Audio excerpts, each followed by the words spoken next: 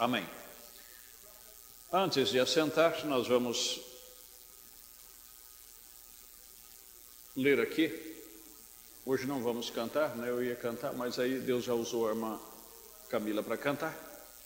E aí o tempo foi suprido e louvado seja Deus, né?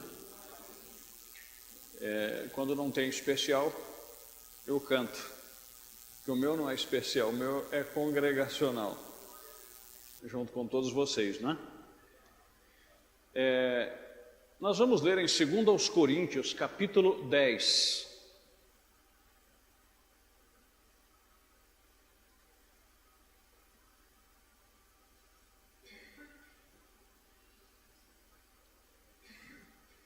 Nós vamos ler o versículo 4, e depois do versículo 4, os irmãos podem assentar, nós vamos meditar aqui no capítulo 10 inteiro. Se nós não concluirmos hoje, se Deus permitir, nós concluímos outro dia. Pressa, jamais, né? O que nós queremos é extrair tudo que podemos. E depois que extraímos, nós chupamos o caldo. A moda antiga, né? Nós não comemos, aqui nós não comemos de talheres, de faquinha e de garfo. Aqui nós metemos a mão e comemos mesmo com vontade. E quando termina, mordemos a cabeça do osso e chupamos o caldo. Isso é bom demais. Espero que não tenha ninguém com fome, né? 2 Coríntios, capítulo 10, verso 4. Porque as armas da nossa milícia não são carnais, mas sim poderosas em Deus para a destruição, ou para a destruição das fortalezas. Amém? Que o Senhor abençoe a nossa meditação. Podem se assentar. Eu lembro que eu estava num encontro de ministro, e aí teve um pastor que trouxe uma mensagem um tanto meia, vamos dizer assim, coberta de mistério, e trouxe alguns pontos meio difíceis de assimilar. E na hora que eu fui cumprimentar o outro ministro, que eu vi que ele ficou tenso, eu disse para ele, né? Cuidado, deixa os ossos de lado. Mas para minha surpresa ele virou assim: não, eu gosto de comer osso. E por que não dizer que certos ossos é bom, né? Aquele osso mole. Não sei se vocês apreciam isso quando cozinham uma costela de panela. Vamos continuar um pouquinho falando de comida aqui até vocês se tranquilizar. Sabe aquela costela minga que fala que tem aqueles ossinhos bem na ponta da costela? E aí a cozinheira dá uma cozinhada boa na carne e aquele ossinho mole, ele fica molinho e você mastiga. Tem um sabor incrível aquilo ali, né? Inclusive boas vitaminas também, né? Porque no osso contém cálcio e é muito bom. Mas não vamos comer o osso espiritualmente aqui nessa noite, não. Eu espero que Deus nos dê algo bem macio, bem constante. Amém? Paulo dizendo, nós vamos falar aqui um pouquinho, dentro da misericórdia de Deus, sobre estratégias, a estratégia de Deus e a estratégia de Satanás. Por isso eu não quero pressa, e nós vamos meditar aqui um pouquinho e vamos chegar aqui a alguns pontos que nós temos que considerar. Como nós sempre afirmamos, nós temos que ser bastante vigilantes, porque Deus mora, se esconde, se expressa em simplicidade. E são dentro dos pequenos detalhes da Bíblia, da mensagem, da vida cristã, é que às vezes nós perdemos grandes valores e grande aprendizado. Os detalhes. Observe os detalhes, porque isso é muito importante. Paulo dizendo aqui, não é? Porque as armas da nossa milícia quer dizer de militar, de combater. Porque as armas da nossa milícia não são carnais. Isso nós podemos ligar a Efésios capítulo 6, que não temos que lutar contra a carne e contra o sangue. Correto? Mas sim poderosas em Deus para a destruição das fortalezas. Então nós vamos ver aqui a estratégia que Deus usa e a estratégia que Satanás usa. E eu quero trazer aqui a sua lembrança, alguns retrospectos, e você vai ver muitos nomes aqui no Brasil de grandes pregadores, no mundo denominacional, e por que não dizer também, até no nosso meio, se não vigiarmos, pessoas que causou repercussão, mas foram longe demais e caiu dentro da estratégia de Satanás. E Satanás, ele tem uma grande estratégia, que ele sabe que Deus não pode voltar atrás no que ele fala, até com seus filhos. Por isso a Bíblia diz: por tuas palavras tu serás justificado, e por elas tu serás condenado. E Tiago também dizendo no capítulo 3, ele diz que se alguém conseguir refrear a sua língua, esse tal será perfeito diante de Deus. Diante de Deus. E poderíamos ligar a outras escrituras, como em Provérbios, que até o tolo, quando se cala, passa por sábio. E no muito falar, também no livro de Provérbios, diz que nunca faltará transgressão. Então, que Deus nos ajude. Mas nós vamos ver aqui o que Paulo diz. Dentro de tudo isso, nós vamos meditando vagarosamente e vamos indo conforme Deus permitir. Além disso, eu, Paulo, vos digo, pela mansidão e benignidade de Cristo. Ele não diz pela minha, mas pela mansidão e pela benignidade de Cristo. Eu que, na verdade, quando presente entre vós, sou humilde. Louvado seja Deus. Mas ausente, ousado para convosco. Quer dizer, quando eu estou ausente, eu faço valer aquilo que a palavra de Deus diz. Mas quando eu estou presente, eu não quero que vocês, como ele diz em 1 Coríntios, no capítulo 1, eu não quero que a vossa fé se baseie em sabedoria humana. Mas eu quero que vocês estejam edificados e solidificados no poder de Deus que habita em mim, que é transmitido através da palavra. Rogo-vos, pois, que, quando estiver presente, não me veja obrigado a usar com confiança da ousadia que espero ter com alguns, que nos julgam como se andássemos segundo a carne.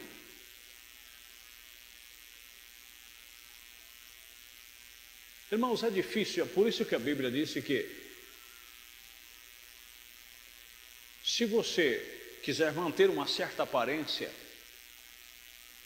nas suas atitudes, na sua maneira, as pessoas vão te respeitar. Mas difícil as pessoas respeitar uma pessoa, por mais que Deus use ele, sendo humilde. As pessoas tropeçam nisso. Se você não sabe, essa foi a questão deles ter tropeçado em Cristo Jesus e ele ter se tornado a pedra de escândalo. Porque Isaías 53 já retratava que quando ele viesse, ele não tinha parecer e nem formosura. E olhando nós para ele, nenhuma beleza vimos para que desejássemos. Isso não quer dizer tanto da pessoa física, da fisionomia dele, mas da aparência espiritual. Ele não tinha. Todo mundo olhava para ele e via ele um homem comum. Mas quando ele agia e quando ele falava, Deus, o Pai, através dele, aí eles tinham que concordar: esse homem tem que ser vindo de Deus, porque ninguém pode fazer o que ele faz se Deus não for com ele. Então, nós vamos aprender aqui que a estratégia do diabo é fazer com que nós julgamos as coisas espirituais segundo os 5 sentidos natural, que é a primeira, que mais nós falhamos é na visão. Nós às vezes julgamos segundo a aparência, segundo o que vemos, e nós cometemos muito engano, que nem tudo que parece é.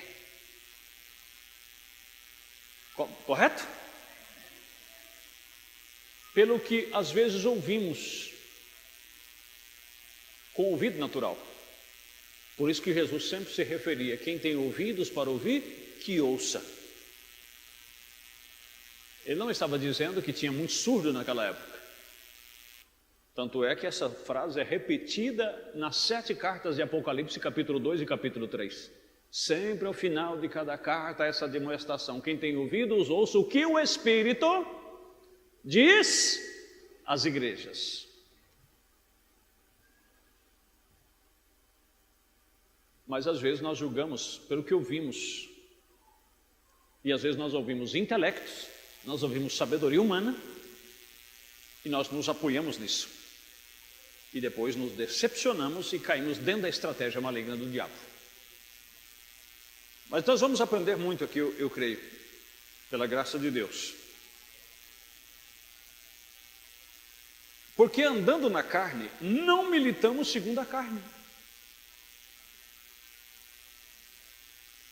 Porque as armas da nossa milícia, que foi o que nós lemos, não são carnais. Você lê a carta de chegar em casa, a pequena carta que ele escreveu aos Gálatas, você vai ver ele falando muito sobre quando ele subiu em Jerusalém, aqueles que antes parecia ser alguma coisa, não me comunicou coisa alguma, porque Deus não está na aparência humana. Mas sim poderosa em Deus para a destruição das fortalezas, quer dizer, o que estava nele, embora ele não trazia aparência, aquela aparência religiosa, como nosso profeta, às vezes, fora do púlpito, quem conhecia ele, sabia que ele era um homem de Deus. Quem não conhecia, apenas via um homem comum, um pequeno cowboy ou um fazendeiro de macacão. Ele não andava com vestes de clérigo, para que as pessoas olhassem para ele e dissessem, aqui está o reverendo fulano de tal. E outra, os lugares que ele chegava, se alguém estivesse falando de pesca, ele falaria de pesca, se estivesse falando de caça, ele falaria de caça, se estivesse falando sobre qualquer coisa que era lícito falar, ele falava, e esperava em Deus a hora de falar alguma coisa de Deus. Agora você já notou que tem gente, ele se empolga e ele se enche de um espírito religioso, que ele não sabe falar outra coisa se não for de igreja, se não for de Bíblia, e fora de hora e fora de lugar. Até isso nós temos que aprender.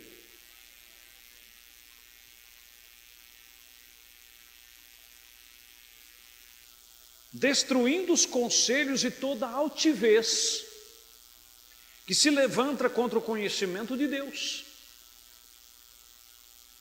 E levando cativo todo o entendimento à obediência de Cristo. É esta a estratégia de Deus.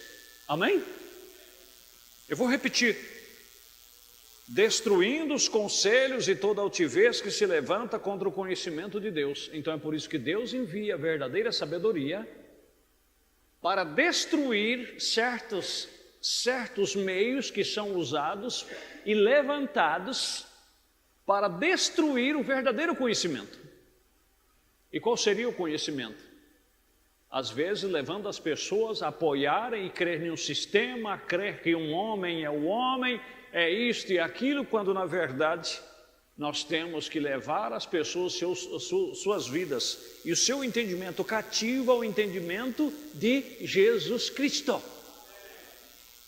Levando cativo todo o entendimento à obediência de Cristo. E estando prontos para vingar toda a desobediência quando for cumprida a vossa obediência. Agora, como que isso acontece? A isso nós poderemos ligar Mateus 18:15, 1 Coríntios capítulo 5. Estão entendendo? Se o teu irmão pecar contra ti, vai entre ti e ele só, faz a sua parte. Depois que a obediência de vocês for cumprida, nós vingaremos toda a desobediência segundo a palavra de Deus. Olhai para as coisas segundo a aparência. Se alguém confia de si mesmo que é de Cristo, pense outra vez, isso consigo. Assim como ele é de Cristo, também nós de Cristo somos. Porque ainda que eu me glorie, mas algumas coisas do nosso poder, a qual o Senhor nos deu para edificação, e não para vossa destruição, não me envergonharei. Porque ainda que eu me glorie, mas alguma coisa do nosso poder, o qual o Senhor nos deu para edificação e não para a vossa destruição. Não me envergonharei. Para que não pareça como se quisesse intimidar-vos por carta. Ou seja, nada de autoritarismo. Porque as suas cartas, dizem, são graves e fortes, mas a presença do corpo é fraca. E a palavra desprezível. Pense o tal isto, que somos na palavra por carta, estando ausente, nós seremos também por obras, estando presentes. Ou seja, as minhas obras falarão por mim. Porque não ousamos classificar-nos ou compararmos com alguns que se louvam a si mesmos. Mas esses que se medem a si mesmos e se comparam consigo mesmo, estão sem entendimento. E a estratégia do diabo é sempre levar nós a admirar um ao outro, quando nós deveríamos glorificar a Deus na vida um do outro. Diz: Senhor, obrigado pela minha irmã, obrigado pelo meu irmão, obrigado pelo testemunho do irmão fulano, obrigado porque tudo é Deus que opera o querer e o efetuar. E São João 15, Jesus diz: sem mim nada podereis fazer. Mas sempre nós estamos querendo levantar alguém e abaixar alguém, segundo o julgamento, a estratégia que o Satanás nos deu, segundo o que podemos ver. Aquela irmã lá é crente. Aquele irmão lá é crente. E às vezes, meu amigo, segundo o regulamento de Deus, está longe. Você está olhando a aparência.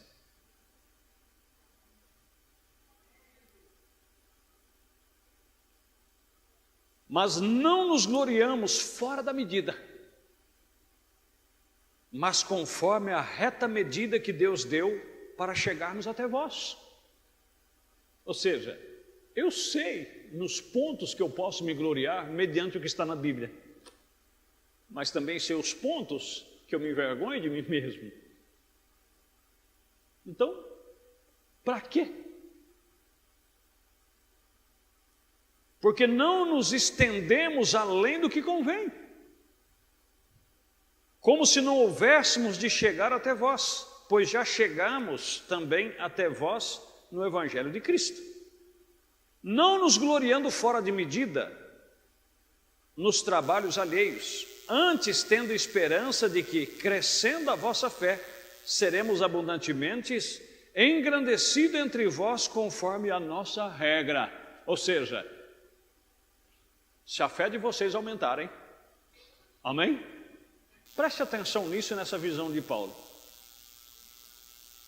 Ele diz: se a fé de vocês aumentar e se vocês crescerem espiritualmente, eu crescerei junto com vocês. Porque, em outras palavras, eu sou o vosso pai na fé, eu ministro vocês. E se o que eu estou ministrando está fazendo vocês crescer, eu também estou junto. Oh, louvado seja Deus! Mas agora, vocês se gloriar vocês, eu gloriar a mim, eu ficando gloriando vocês, eu bajulo vocês, vocês me bajulam. E o crescimento? É como eu sempre falo para as pessoas que não me têm como seu pastor e não tem esse ministério como um que vela por eles, eu sempre falo: ah, pastor, eu tenho ouvido suas pregações no YouTube, é uma benção. Eu falo: irmão, só tem um detalhe. Se as minhas pregações estão fazendo você ficar mais firme na sua igreja, está fazendo você amar mais o seu pastor, está fazendo você ser mais fiel a Deus, siga adiante. Continue ouvindo. Ora, se não está fazendo você ficar em casa, não está indo mais na igreja, não está congregando, esse não é o espírito da mensagem. Porque o conselho do profeta é: fique com o teu pastor, ele certo ou errado, fique ao lado dele, ore por ele. Agora, se alguma pregação ele está fazendo, a pessoa ficar em casa, não tem coragem, não consegue vir na igreja mais, irmão, esse é o espírito da palavra? Não. Pelo contrário, Hebreus 10, 25, não deixai as vossas congregações como são costume de alguns. Ah, mas eu não concordo. Então ore. Mensagem a respeito, ele disse, não importa o que ele tenha feito, fique ao lado dele e ore por ele. Amém? Se não te serve mais, escolha alguém que sirva, mas não fique em casa.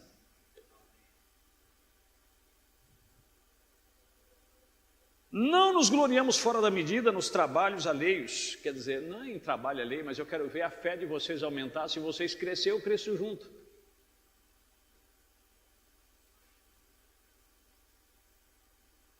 Para anunciar o Evangelho nos lugares que estão além de vós, e não em campo de outrem, para nos gloriarmos no que estava já preparado.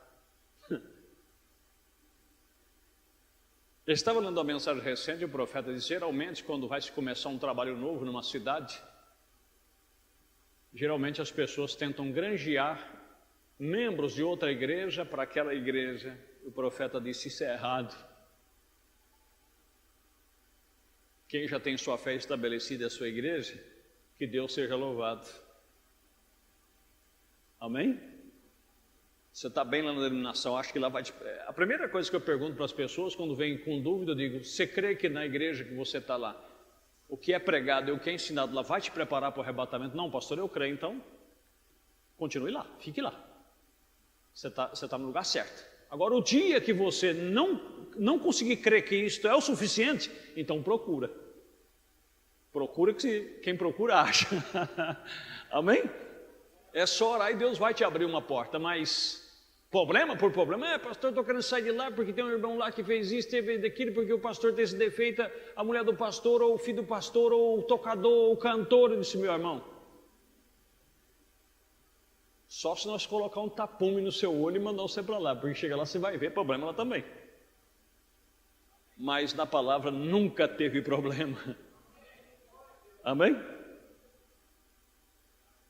Aquele, porém, que se glorie no Senhor, porque não é provado quem a si mesmo se louva, mas sim aquele a quem o Senhor louva. Louvado é o nome de Jesus. Deixa eu pegar um pouquinho aqui na mensagem, e vamos ainda dentro dessa estratégia aqui. O problema das controvérsias e dos enganos é por causa dos nossos interesses próprios. E é por isso que às vezes olhamos as coisas, como a Bíblia diz, se o teu olho for bom, todo o teu corpo será luz, mas se a tua luz em ti for trevas, todo o teu corpo será tenebroso. Quando você for olhar para qualquer situação, diga, Senhor, deixa-me olhar como o Senhor olharia para isto. Amém? Porque às vezes, irmãos, existem ciladas que não são preparadas. Eu nunca consigo esquecer daquilo que foi armado contra o profeta de Deus, e o anjo ia advertindo ele há dias.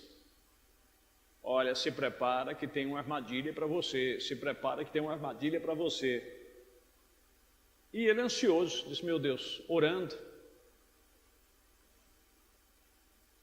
Será que vai alguém fazer como tem feito, distribuir panfleto na porta da igreja para afrontar os irmãos, dizendo que o FBI vai me pegar ou alguma coisa? O que vai acontecer?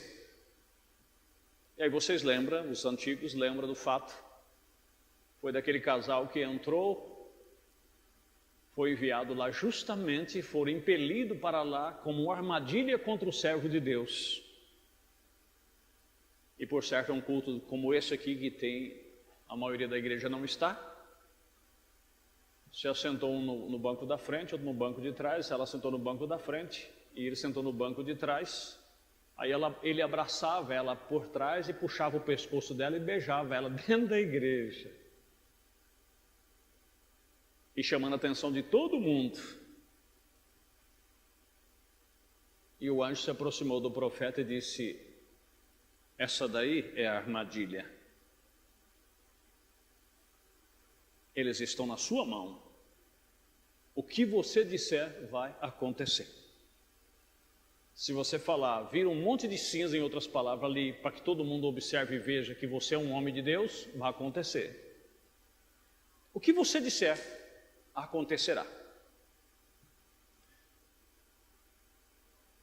E agora?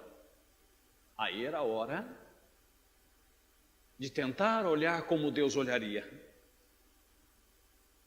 E como foi que Deus olhou quando esteve aqui através dos 2 olhos que foram até o Calvário? Pai, perdoa, porque eles não sabem o que fazem.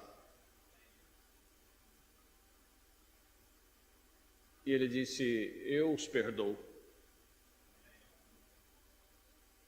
O anjo que sempre mantinha aquela postura, raramente ria, disse que abriu um pequeno sorriso, olhou para ele e disse, era isso que eu queria ouvir.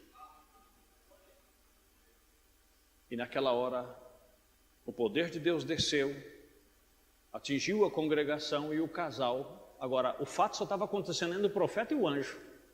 Ninguém estava sabendo o que estava acontecendo. Mas o Espírito que trabalha e destrói as fortalezas estava ali. E ali havia uma fortaleza maligna, havia uma estratégia do diabo para destruir um homem de Deus. Aí você diz, destruir? Sim!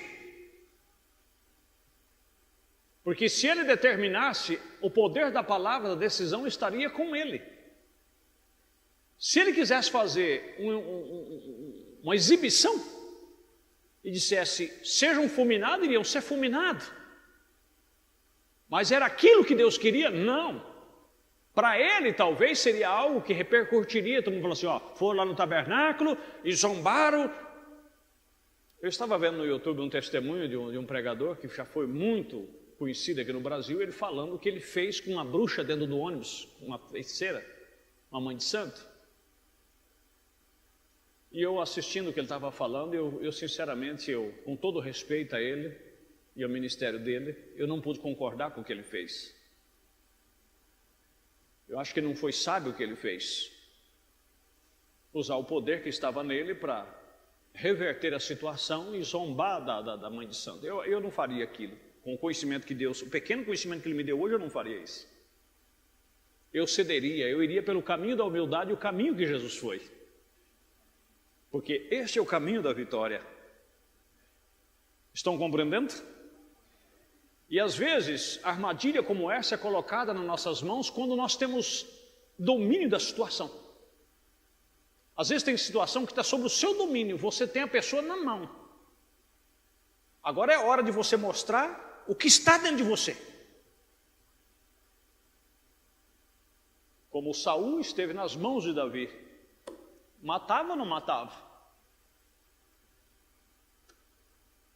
Aí você tem que entender como funciona, amém? A estratégia de Deus e o que Deus quer com o poder que Ele deu para você, que Ele deu para mim, e se colocar no lugar daquela pessoa. E quando Ele disse, eu os perdoo, diz que caiu um grande temor sobre aquela congregação, um grande batismo do Espírito Santo desceu ali naquela noite.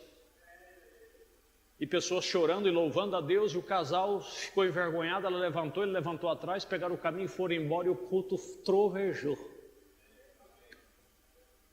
É uma armadilha. Agora, quantas armadilhas dessa não é armada para mim e para você, às vezes em um culto? Só que às vezes não é falado para mim e para você, mas é uma armadilha.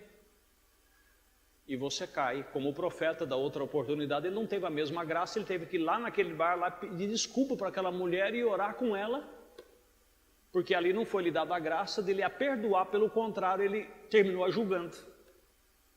Por que o Senhor não varre um traste desse da face da terra? E Deus não gostou daquilo.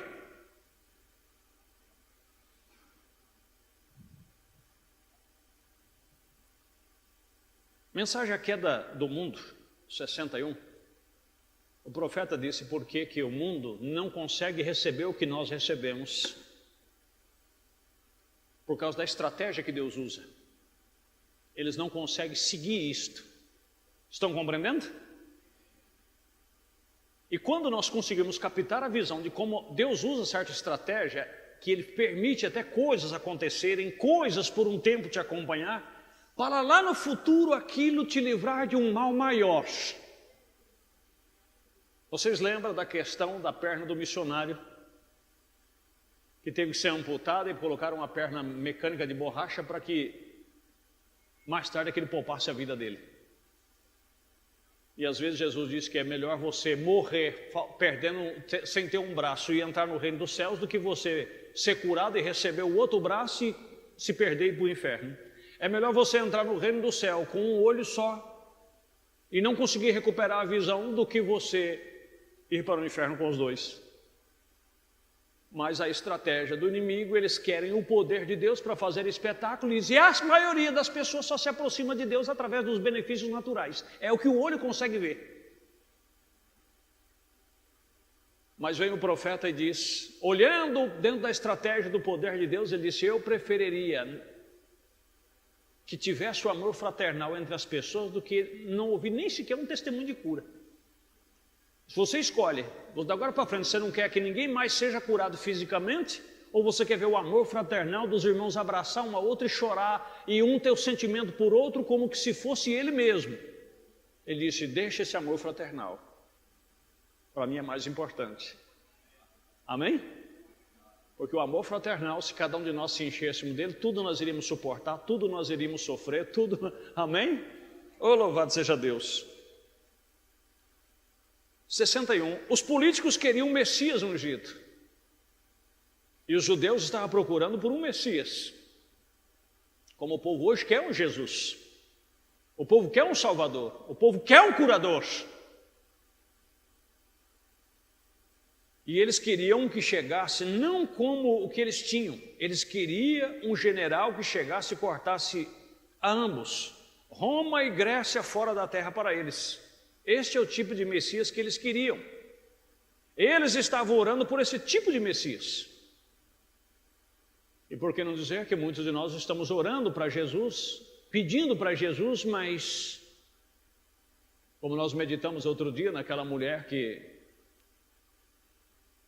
eu creio que foi em Martinópolis, quando nós falamos sobre a questão que o amor de Deus vai além do amor de mãe, e o profeta disse que aquela senhora de cor, que tinha criado o filho para servir a Deus, mas ele andou com más companhias e estava morrendo com a doença venérea. E não só isso, mas ele dizia em transe que estava indo para as trevas. E aquela mãe se pôs a orar por ele e disse, Deus, eu sou uma viúva desamparada, como a viúva, a sunamita, mas e aonde está o profeta Elias? E ela orando, e Deus enviou uma tempestade, fez com que o voo, que o profeta ia indo não continuasse, tiveram que pousar naquela cidade. E no outro dia de manhãzinha, Deus guiou o profeta até o portão dela, e ela estava debruçada no portão. E em sonho Deus tinha mostrado para ela que viria um homem de terno claro, com um chapéu marrom na cabeça, cantarolando, e quando ele chegasse seria o homem que Deus teria enviado para orar pelo seu filho.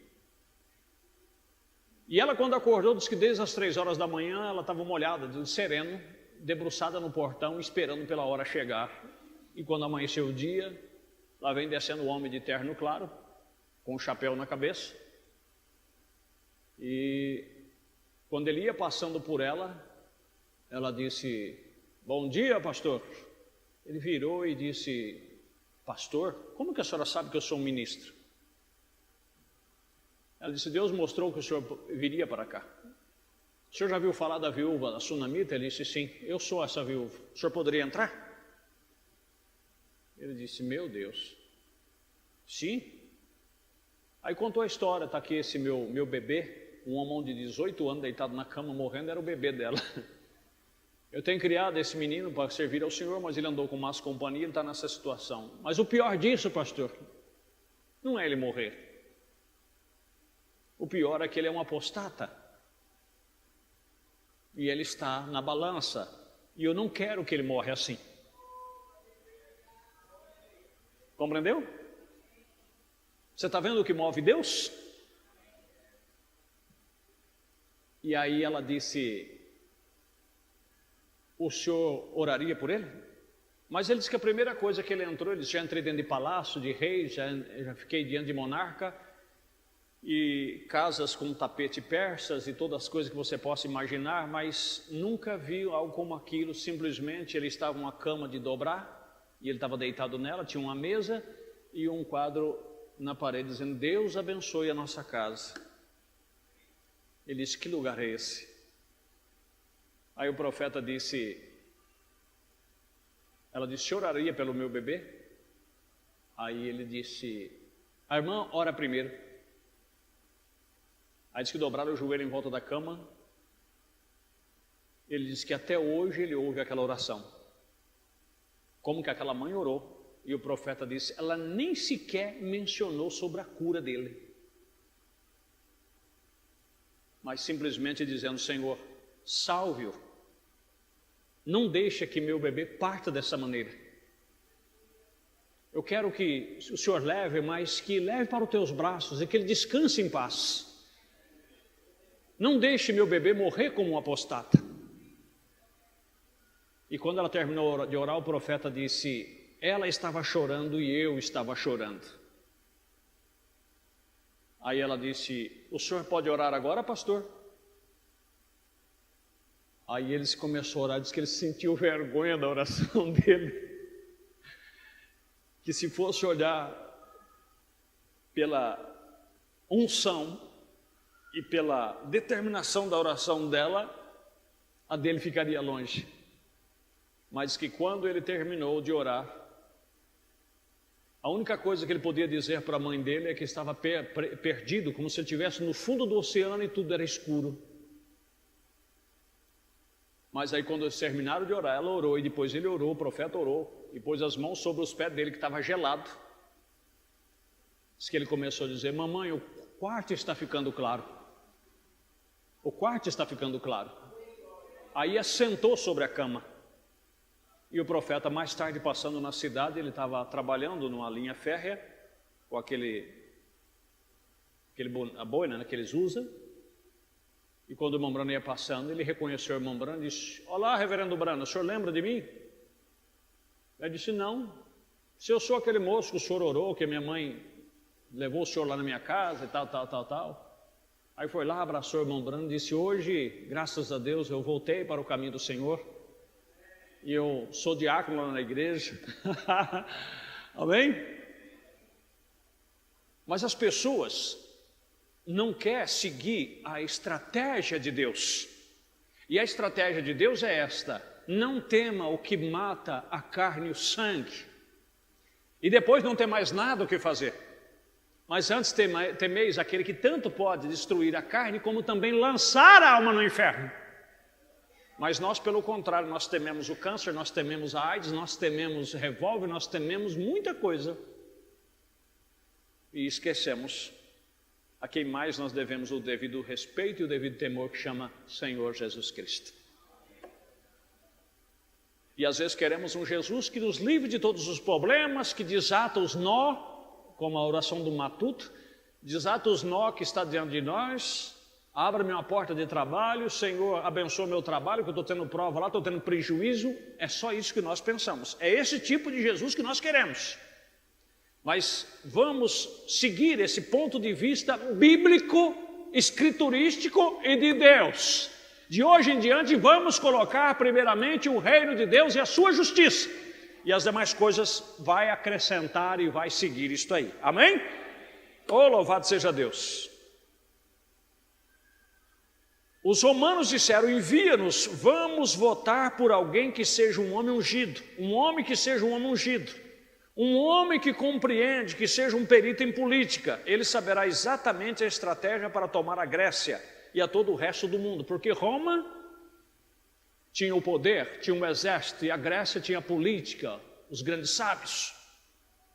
Ensinou política ao mundo inteiro.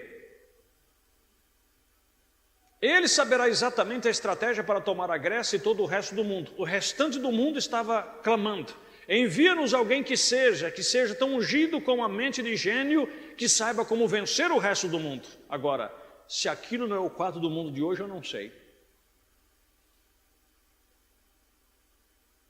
Mas eu quero que vocês saibam que, de acordo com 2 Tessalonicenses, capítulo 2, esse iníquo, o homem do pecado, que será revelado, ele vai suprir o desejo dessa humanidade.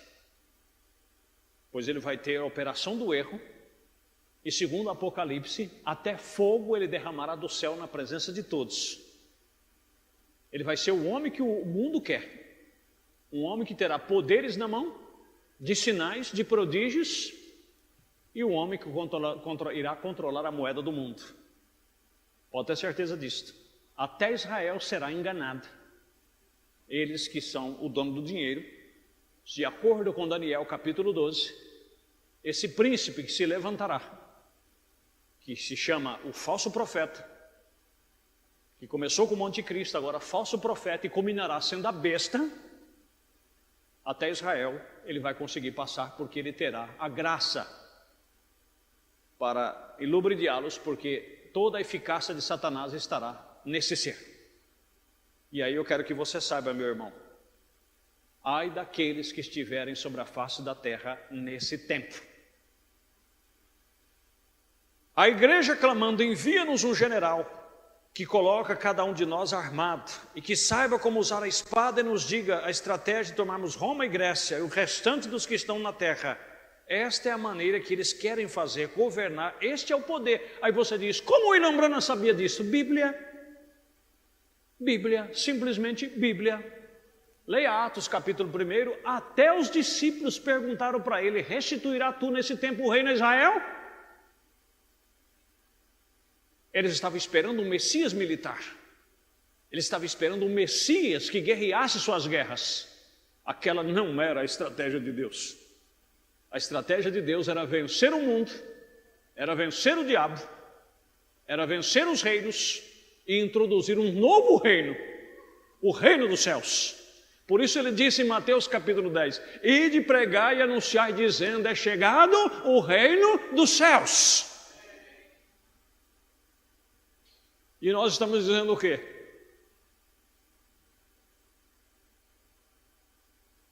Vamos dizer o mesmo que ele disse. Amém? É chegado o reino dos céus. Ainda seguindo aqui,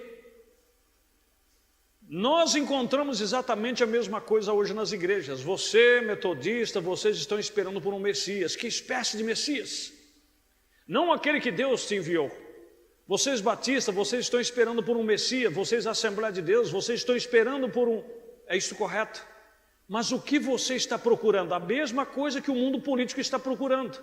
Por algum grande gênio matemático, por algum grande estudante com um DD, PhD, para que entre em sua igreja e derrube todas as outras denominações e faça com que todos se unam à sua. Algum sujeito que seja um bom em fazer proselitismo, ele pode tomar conta da coisa. Essa é a desgraça. E o que o mundo natural, fora do programa de Deus, dentro da estratégia do diabo, está procurando fazer? É quem tem a igreja maior, quem tem o povo melhor.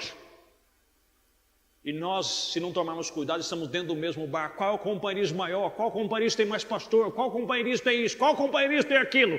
E Deus está preocupado aonde mais tem lugar para mim operar.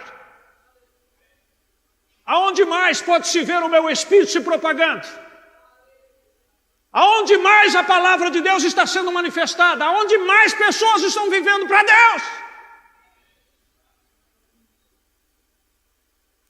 Mas devagarzinho está todo mundo rastejando dentro da estratégia do diabo. Quem é o maior? Quem é os maiores?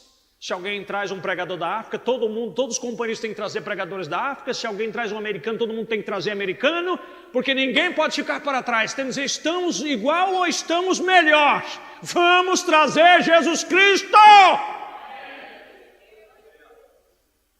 Vocês podem achar que eu estou louco. Mas é que eu vejo esse quadro tão nítido, como eu olho o mapa do Brasil e vejo todas as estradinhas que vai para cá e que vai para lá, que vai para cá e que vai para lá. Você pode ver o mesmo? Se você seguir a raciocínio de Deus, você sabe do que eu estou falando. Se você tivesse chegado aqui em Prudentes, como eu cheguei na década de 80, quando esse bairro aqui era tudo estrada de chão ainda, esse bairro era todinho, não tinha asfalto. E assim que começou a asfaltar, onde a maioria das casas eram simples, onde que igrejas pentecostais ainda eram pentecostais, dia domingo estrondava esse bairro, cada esquina, cada quarteirão, tinha uma caixa amplificada de pregadores na rua pregando, ou então na casa de vizinhos, pedia licença, a pessoa cedia debaixo da árvore, na varanda da casa, alguém cantando um hino apenas com um inário na mão, e alguém com um violão, e dizendo que Jesus cura, Jesus salva e Jesus batiza com o Espírito Santo. Eu nunca esqueço de uma jovenzinha, no próximo, estou encerrando já, no próximo culto nós vamos entrar nisto, de uma jovenzinha, mais ou menos uma menina de uns 10 anos, com aquele cabelo de menina que você sabe, com toda a vida nele ainda, sem estar quebrado, liso, e quando chegava aqui nas costinhas dela, era tudo ondulado na ponta, era a coisa mais linda, parecia um anjo. E sempre que ela passava, de frente do portão, eu estava ali lidando, que nós tínhamos uma quitanda, ela passava, Pai do Senhor, eu dizia, Pai do Senhor, irmãzinha. E às vezes eu brincava, falei com ela, filha, nunca deixe cortar o seu cabelo, tá? Ela dizia, não, irmão, eu sou crente. Amém. Eu dizia, amém. Quantas vezes, escolhendo tomate, eu ali no caixa, pessoas que ainda estão nesse bairro, não falo por maldade, vestido compostamente, com os cabelos crescidos, ficava debatendo, falando que tal igreja era carnal, porque lá não tem doutrina, porque lá nisso, porque naquilo, nisso, nisso, e hoje você passa por essas pessoas na rua, você não sabe, e ainda continua indo na igreja. Mas você não sabe, pela sua compostura, se é católico, se é evangélico, ou o que é. E continua indo na igreja. Mas você sabe por quê? Porque aí começou a chegar as igrejas chamadas pentecostais no Brasil, que começou a pregar a prosperidade, e muitas dessas pessoas que estavam dentro dessas igrejas sufocados, que estavam lá apenas com medo de ir para o inferno, não por amor a Jesus, porque o primeiro mandamento para quem quer seguir a Jesus é, renuncie-se a si mesmo. É isto? É ou não é verdade? Mateus 16, aquele que quer vir após mim, renuncie a si mesmo, e a cada dia toma a sua cruz e siga-me. E seguir o quê? As minhas pegadas. E quais são as pegadas? 1 Pedro capítulo 2, quando era perseguido não perseguia, quando era maltratado não maltratava, quando era maldito não maldizia, mas antes entregava tudo àquele que era capaz de julgar bem todas as coisas. Esse é o princípio do cristianismo. E depois disto, o que vem? Qual o passo seguinte? Aquele que me ama guardará os meus mandamentos. A pessoa deve amar Jesus o suficiente para obedecer a palavra, porque o fardo de Jesus nunca foi pesado. Depois que Jesus liberta uma pessoa, fazer o que a Bíblia diz nunca é peso para ele. Porque o meu fardo é leve, o meu jugo é suave. Mas pessoas viviam dentro das igrejas, cansados, enfadados, mas tudo com medo de ir para o inferno. Quando eles viam igrejas aí fora, também falando em língua, como eles falavam, que diz que tinha o batismo do Espírito Santo, e era aquele Espírito Santo que deixava eles viver uma vida correta. Quando viam as pessoas lá nas igrejas, andando como o mundo andava, vestindo como o mundo vestia, usando a vida como o mundo usava, e falando língua, expulsando o demônio e recebendo bênção, eles falaram, peraí. Então, e por que eu estou desse jeito aqui? Sendo que eles lá têm o mesmo poder que nós temos e têm o mesmo Espírito Santo, porque ensinaram para eles que quando se fala em língua, tinha o Espírito Santo. E o povo lá também falava em línguas. Aí já começou o primeiro erro. Aí o que acontece? Muitas dessas pessoas que estavam nessas igrejas, que ainda tinham alguns ensinamentos desses princípios, eles emigraram para essas igrejas e foram para lá. Mas como o sistema político está no meio, a estratégia não é perder membro, mas é ganhar membro. Então o negócio é o seguinte: o conselho administrativo, nas convenções, olha, se nós não liberar, nós vamos perder todo mundo. Aí a sede liberou. A sede liberou. E quando a sede liberou, aí aqueles que estavam ali apenas, aí mandaram um teólogo lá, em PhD, como o profeta disse, um homem erudito, um homem que sabe falar e explicar que cabelo não tem nada a ver com Bíblia, e só foi lá para a igreja de Coríntios. A Bíblia diz aqui, não diz igreja de Coríntios, toda a mulher,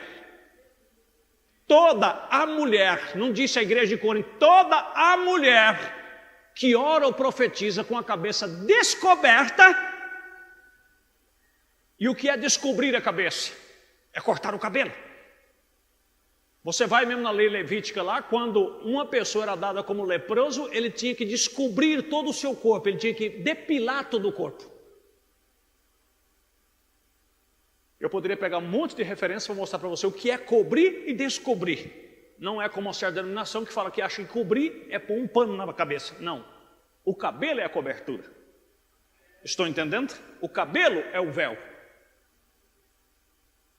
Mas aí arrumou alguém que tinha poder, eloquência, para provar para eles que aquilo era só tradição, que aquilo não tinha nada a ver, que roupa não tem nada a ver, que isso é tradição, porque naquele tempo usava túnica, agora ninguém usa túnica mais, e aí esqueceram do que a Bíblia falava sobre calça.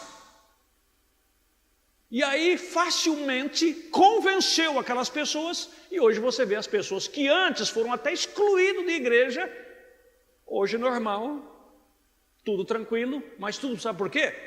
Caíram na estratégia do diabo. Porque o negócio é o seguinte, meu irmão, o profeta de Deus diz, diga uma mentira e continue a dizendo, daqui a pouco você vai ter quem te segue. Foi assim que John Lennon conseguiu seguidores, foi assim que Michael Jackson conseguiu, foi assim que Raul Seixas conseguiu, foi assim que Elvis Presley conseguiu. E você pode ver que isso é tão psicológico. Você não vê essas musiquinhas de hoje que pega toda a molecada e fica meia hora só. Porque não sei o quê, porque não sei o quê. Só fica repetindo aquele. E a molecada fica tudo assim hipnotizado. O que é isso aí? É poder psíquico, repetitivo. Aí todo dia repetindo aquela coisa, todo dia repetindo, porque é isso, porque é isso, porque é isso, é isso. Você tem que sair dessa miséria. Deus não quer um crente pobre, Deus não quer. E a Bíblia diz que Ele escolheu os pobres para ser rico no reino do céu. A coisa fica difícil. E aí chegamos naquela conclusão. Aí cai dentro dessa estratégia. E quando se cai dentro dessa estratégia, meu irmão, o diabo ele não tem pressa. É o que nós vamos ver no outro culto também. Ele é um espírito, ele não cansa. E eu seria um estúpido de desafiar o diabo, desafiar orixás, desafiar demônios. Deus nunca pediu para nós fazermos isso. Ele é um espírito, ele não tem pressa. Eu desafio ele hoje aqui sobre a unção, desmascar ele aqui sobre a unção, ele agacha a cabeça, manda ele andar de joelho, ele vai andar de joelho, se eu mandar ele faz, tudinho, porque eu estou sobre a unção e sobre o poder de Deus. Mas se prepara porque depois tem uma reviravolta, e ele vai trabalhar dentro de uma estratégia maligna que ele vai me humilhar depois.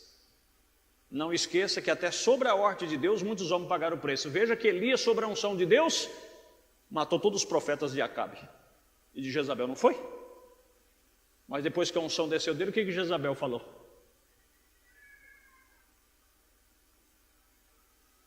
Eu duvido se Elias não vai se tornar igual a um deles. E o que Elias fez? Foi lá, deixou o moço na casa dele, partiu. Por sua vida. E Deus encontrou com o seu servo e o consolou e deu pão para ele comer e mandou ele andar. E ele andou até chegar lá e Deus receber a ordem que tinha que receber. Amém? Então, meus queridos, cuidado com as estratégias. Então, vamos cuidar de todos esses fatores. E é uma pena, nós demos a saidinha, tinha uma saidinha ali, mas no próximo culto nós vamos dar uma repetida e vamos reunir tudo de volta. E eu nem saí aqui da mensagem, a queda do mundo, depois temos para ver também a estratégia de Deus, o que Deus preparou para mim e você vencer o diabo. Como ele disse, filhinho, tem bom ânimo, porque eu venci o mundo. E a Bíblia diz, somos mais que vencedores. Mas nós temos que ir dentro da estratégia de Deus para poder vencer. Se nós sairmos dela, nós achamos que estamos vencendo e o diabo nos pega lá na frente. É que eu não estou falando. Santidade que a igreja prega, santidade que a igreja impõe, a mesma igreja que impõe santidade, lá na frente ela libera e tira a santidade. É o que aconteceu e está acontecendo. Mas a santidade que é colocada por Deus, pelo Espírito Santo, se pelo Espírito mortificar os membros que estão na carne, esse Espírito Santo dentro de você, todas as vezes que você errar, ele estará ali para dizer, você não pode fazer isso. Você tem que corrigir isso. Estão entendendo? Que Deus tenha misericórdia. Vamos nos pôr de pé. Deus Todo-Poderoso, seja piedoso e misericordioso. E deixa-nos estar dentro da tua estratégia, dentro da tua misericórdia, dentro do caminho que o Senhor preparou para cada um de nós.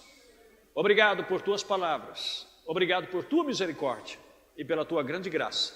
Despede-nos em paz e que a boa paz nos acompanhe. É a nossa oração, em nome de Jesus Cristo.